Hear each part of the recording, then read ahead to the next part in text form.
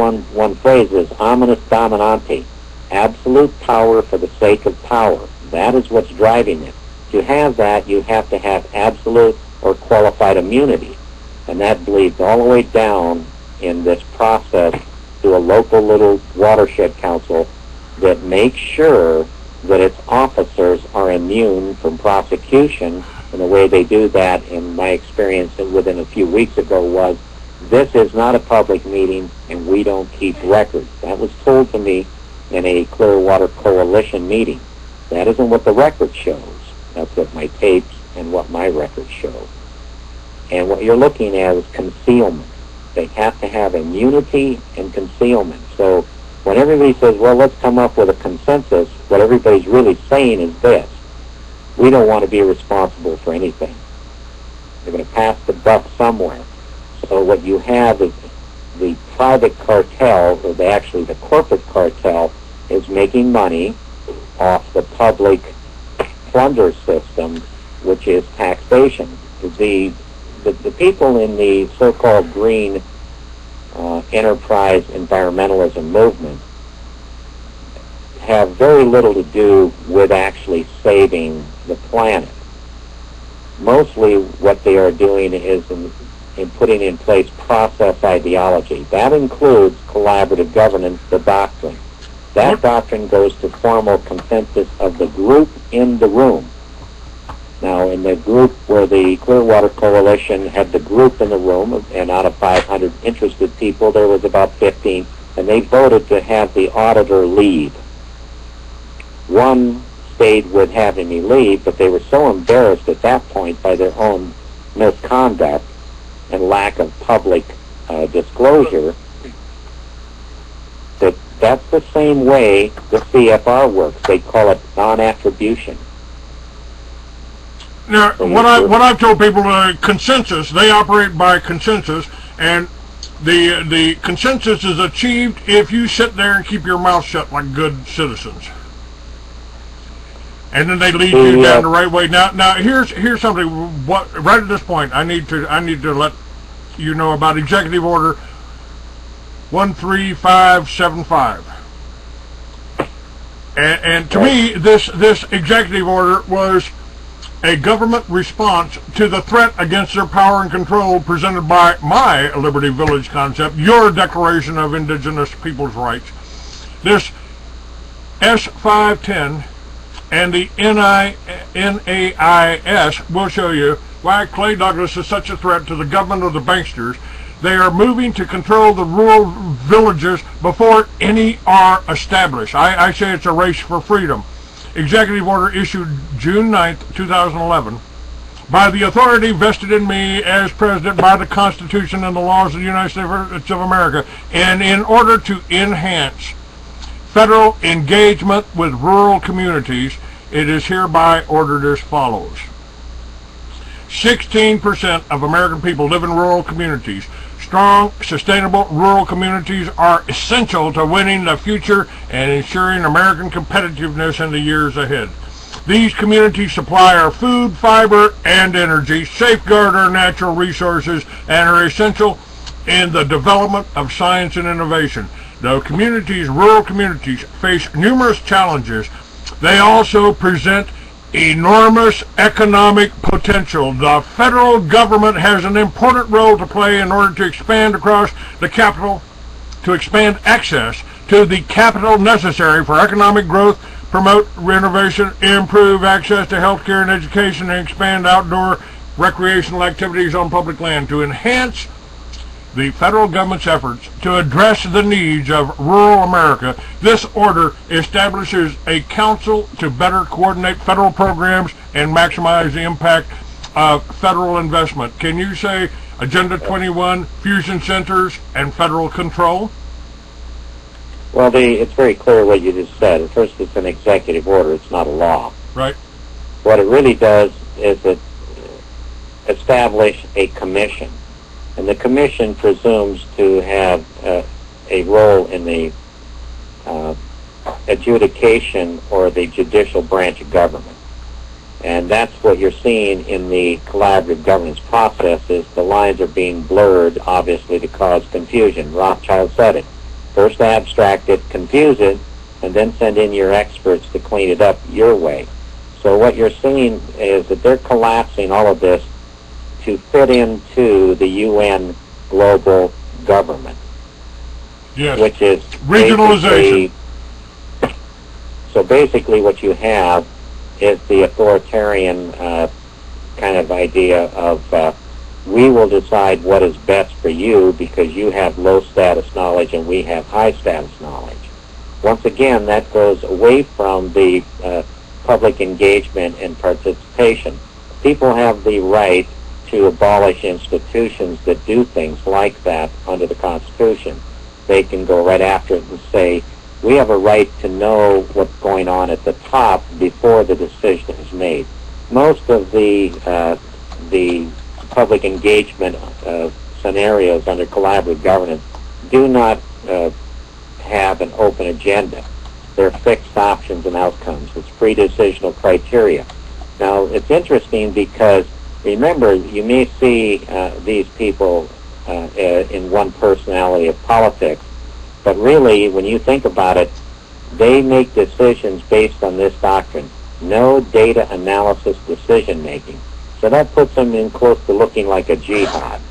And as things start to break down, people tend to go further and further into authoritarian regimes to save themselves. We have to have a decider. We have to have a decision. And by God, we can't send it to the public because they're all idiots. And that's basically the attitude of the interagency, interdisciplinary teams. And I assure you, having been there, that I'm not just expressing a view, I'm making an observation. So as we come back in and we're supposed to regard the indigenous people, we have to regard ourselves as well. I don't believe Indian people because they say they are sovereign. I don't believe that they understand sovereignty because they're in a tribal organization that requires them to be subjected to nepotism almost as a rule. And what happens and why we're doing what we do and Art is doing what he does as well is that we've been exposed to a very adolescent level of tyranny among families. Families were and are the basis of a lot of the Washo ways of life. And what happened was those families that had a lot of integrity and understanding for that were pushed aside in the interest of equal rights. So essentially what happened... Hold on just a second, Art. We've got to close one of my stations down here. We're out of time. I want to keep you on, and we'll talk a little bit more, and we'll put that up on... That'll be recorded up on YouTube and Blog TV. So just stay with me here for just a second. Folks, go to freeamerican.com. Get all the links to the Indigenous People's Declaration of Rights. All the links are there. Go there, and hey, we'll see you tomorrow. Now, hold on just a minute. And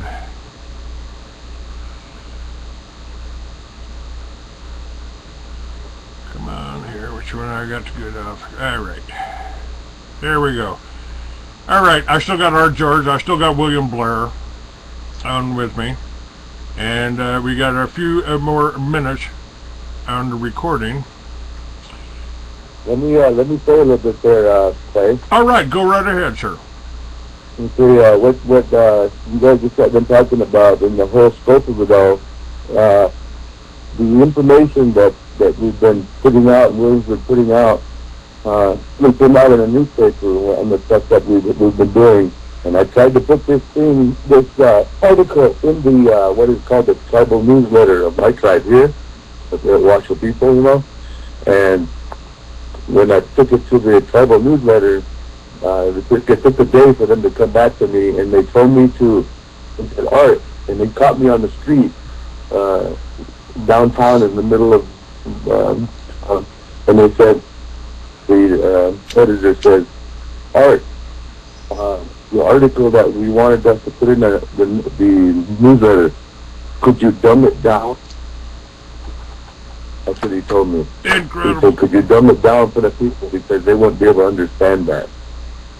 And I told him, I said, you know, you got to put that document in there so that the people that can understand it can reach it, so so that we can get all of this information out so people can know what's going on.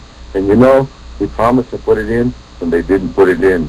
I'm pretty upset right now at that action that he did. He looked me right in the face, for my tribal government. He's not even a tribal member, but he looked me right in the face and said he would do it, And so there's no trust within our organizations anymore that the foundation declaration by Indigenous people give us all the standings to go ahead and stand up together now, all together like we're supposed to, but the way we're led with, the information is the one that's not getting out there. That's why people don't have any concept of life. Well, they control the press. They control the press. That's why they're so down on me. And somebody on the chat room wants to know about the Ogla. If you know how they got a raw deal in South Dakota, OGLA. Mm-hmm. Do you know them? The Ogla Sioux.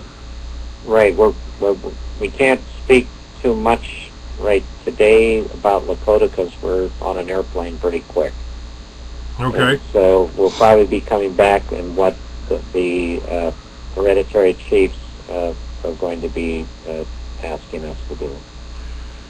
To me, I would like to work with the Indians very closely. I think that the lifestyle that you created, along with the Constitution that the Iroquois passed on down to us. But our Constitution was based on the Iroquois Constitution, wasn't it? The Constitution came from a long way of thinking. It goes back all the way into Druid history. What we're seeing is that we're being very careful. There's a couple words that Art and I really don't care much for. One is colony, and the other is Indian. Okay. If Art's prayers don't say Indian, when we commence this, we go back to those things that are decent and honest and revealing. So the word Indian and colony, we get a little bit. I apologize for that. I'll try to watch my language in the future. Remember, I'm still suffering from the Lone Ranger, That's why we like the words indigenous and born indigenous, I always say, because it's really no different, really. They're all together. Obviously, Art and I are dedicated in what we do and doing it the best we can. We definitely need energy and financial support as well. We're not looking to create a nonprofit that just serves itself. We've seen what happens to those kinds of organizations. Somehow we're making it through, and we feel pretty good about the work we're doing, and I assure you we have our own dilemmas and survival mode that we have to go through.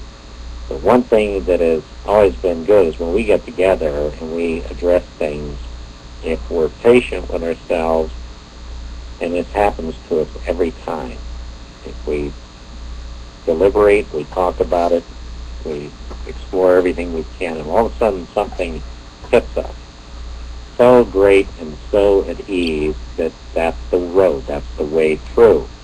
We don't have to fight with and confront these bad people. We do use our tragic stories as examples, Art's experiences, mine, and so forth, where we actually are in communities that have tragedy in themselves. But that isn't our point, to see how much tragedy we can bring out. Where we're going is, if we criticize someone, we have an answer. And Art said it earlier in your show today, and he said it very clear. I know. And that word's important to us because it also more like a metaphor. We asked a Christian man, how do you know there's a God? And he says he's seen it on the 700 Club. To me, true. This is a recorded interview. Let me ask Art, let me ask you a question.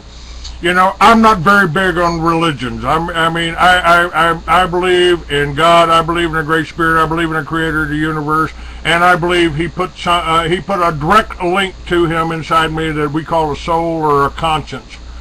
So I can talk to God direct any time I want. How does that fit in with the Indian beliefs? Or, I'm sorry, indigenous people's beliefs. Or yours, just yours. You know, you're maybe, you've got a direct link to God, don't you? I like this one because I can answer this one real simple. My grandma told me this one. And it had to do with all the people in this country. It was a great country. Great things have happened here with great discoveries, great advances, and our lives are better in lots of ways, but there's lots of problems. But the part about it, what she told me, I said, how come all these things are this way and we still don't live the right way? And she says, grandson, she says, all these advances they brought here is good, but the one thing that the people that came here didn't bring with them was common sense. She says that's what we people here have since we were first brought here. She said, so you know, we always think about that way. When you talk about wanting to get together with Indians and live like the Indians do, you know how you do that? Is you take a step back now and just take a breath and know that if you're a chief or if you're a leader type person, you know that the things that you have brought here to earth or you've brought here to the human people to explain our lives and to help each other to actually work together so that we don't live in fear. That's the part that needs to come out now. Everything else that we've seen and done, we've gotten to the point where we created a declaration, the same thing the founding fathers had done for their own people, which left us indigenous people out. And now that we've put it there in front of us, that we're all included together where we now can become the founding fathers of our country, founding fathers and mothers of our country, now they want to ignore it? I don't think so. I think the idea is like your program and all the people that are listening, this is what's happening. Be yourself and be what it is that you are inside, and that message will come out. And don't be angry and don't be frustrated, because that just makes things harder. Just take a breath. When you don't have nothing to say, let somebody else say something. They probably have something better to say than you do. You don't always have to talk. You mentioned I've got this up on my site, and you're right between you and William's names. The calling of 10,000 chiefs. Would you explain that to us? Because I think you're really hitting on something here. The enemy, the world government, is divide and conquer. They want to put us all in these little classes and control all of them. And by standing up as an individual, as you have, as I have, as William has, you know, we're suddenly the enemy, aren't we? We're the danger to them. Tell me about the 10,000 chiefs. We're just that way because they don't know us yet, that's all. But the side of the 10,000 chiefs here is, we've been having dreams of the bears coming home. And now all of a sudden the bears are starting to get 3 strikes and then they get destroyed and nobody knows what's happened to them. I think they turned them into a commodity now also because of the value.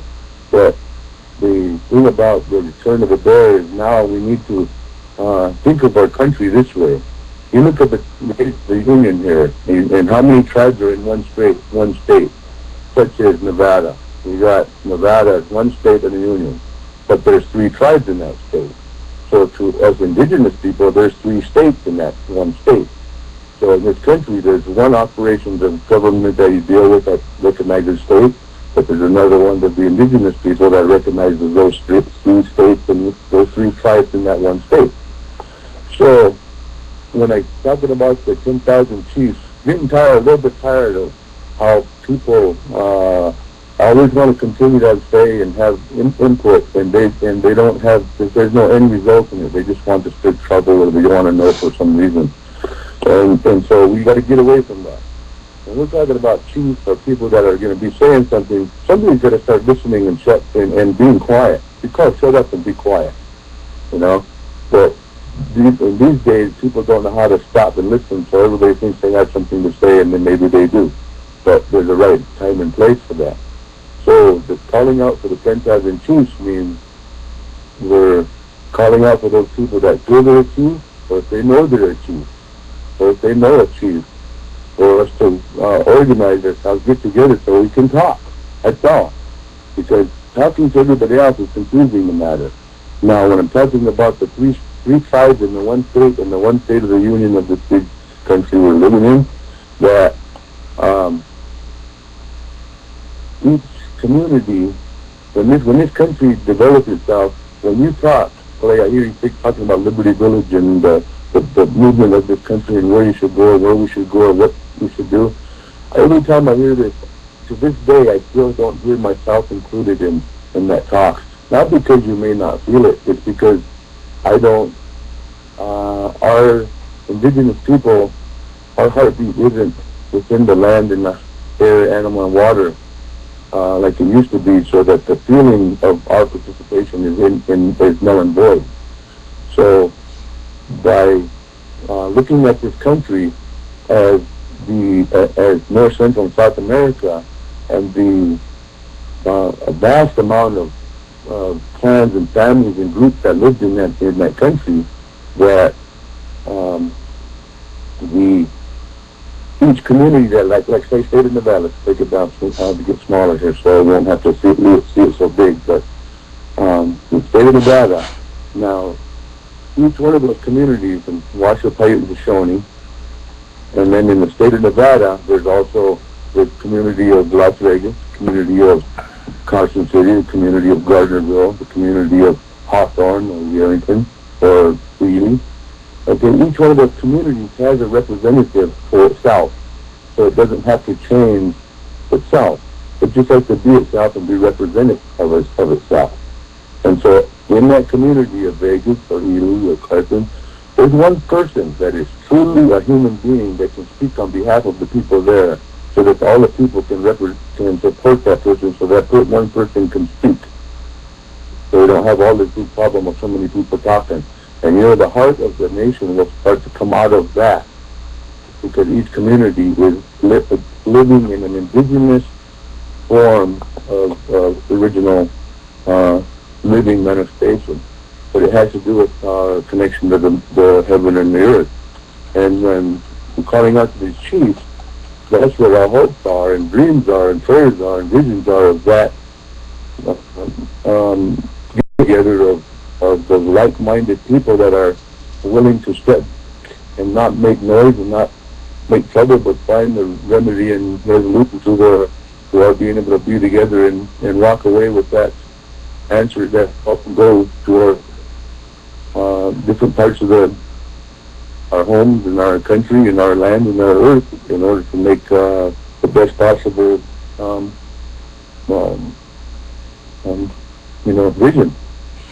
Do you think? And so do you think this can be done? Bringing that together. Do you think? I think you've got an excellent start with this Declaration of Indigenous Peoples' Rights, and that'll be linked up on my website from now on until we can implement it. But the implementation, you got people running in all kinds of different directions. They look at. It's like they look at this as competition instead of cooperation. And I am willing. What I am looking for here, besides doing this show, getting a wider audience, which I'm trying to do every day, is inform people, and I'm looking for people to work with. How can we work together to make this better? This is why I came up with Liberty Villages, because that's a small community, and I think if we generate our own power on top of our own homes, our own, whether it's a teepee, whether it's a yurt, whether it's a mansion in a good neighborhood, we have set ourselves free from the banksters and the power companies and the oil companies and everything else. I think that's a good goal to work for, and evidently even President Obama thinks it's a good idea, because that's exactly what he said in this executive order that I've got up on the top of the website.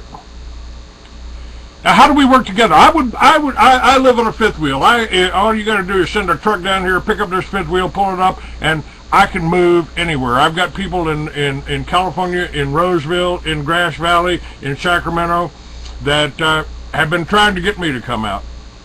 If I can find some way to work together, some way to get this financed, because a lot of times I get stopped because I ain't got $20 to pay for this antivirus program that's coming due tomorrow, I mean, while I'm trying to deal with the big picture and how can we protect everybody so we don't ever have another Waco or another Randy Weaver situation or another Wounded Knee situation, you know, and to me that's individuals working together. This is why I like your Declaration of Indigenous Rights. And how can we work together? What can we do? Is there something else that I can do? I keep thinking, is there something else that I can do to make this all work? You got this one, William. You're already doing that, Clay. The first thing you can do to help is have a patience for yourself. So you'll notice that even the things that we address, Art addresses, I address, both as auditors as well as people, we're very calm. We're listening. We're very calm. We take a lot of time in looking at things, and our schedule may be very quick and direct sometimes. There's some days that are very long. Other days we can slow down a little bit and take a breath. But you're already doing it by the times you've had us on the show. And when people listen to you and listen to us, they get new information, they get more information, and so the moment will change. And as you change presentations and you're able to get through the destructive technical interference that's thrown at you, it changes even more so. One thing that's very important is that Art has said it, and I'll just go back over it again because it needs to be understood. We are where we're at. Now we know that can change, but when you think of a Liberty Village that's somewhere else than where you're at, most people don't want to leave from where they're at, even if they're stuck in the middle of a metroplex. They have a little community, a little cell of people around them that they can maybe reasonably trust, even in a ghetto. The belonging is changing. What we need is just to continuously go out there and reach out more and more people. The declaration is very important, and it'll be followed by the certificate of identity. William, if people work together, you could have a Liberty Village in the middle of Detroit. You could take a neighborhood and in Detroit, redo the buildings so that you're growing food on the roof, put gardens in the backyards, and solar and wind on top, and you got to. It happens out of necessity. The other thing is this: is keeping in mind that Art and I do not live in Lakota country, and I'm a white guy. Well, maybe a little Indian in there somewhere, Native American, whatever, but not authenticated. And I'm trusted to come and talk. So all working together, even though there's some really hard contentions about who is Lakota and who is not, who is Sioux and who is not, who is Wind River and who is not. Those things exist, but just realize that I have standing with Art and the other chiefs in Lakota, and I have standing based on content and character. It isn't that I'm on their team, that we're going to bias everything their way. And this is really important to comprehend when you're working across lines. So in working together, what we've done is we've set up principles and ideas, and they're all in the declaration. Notice the words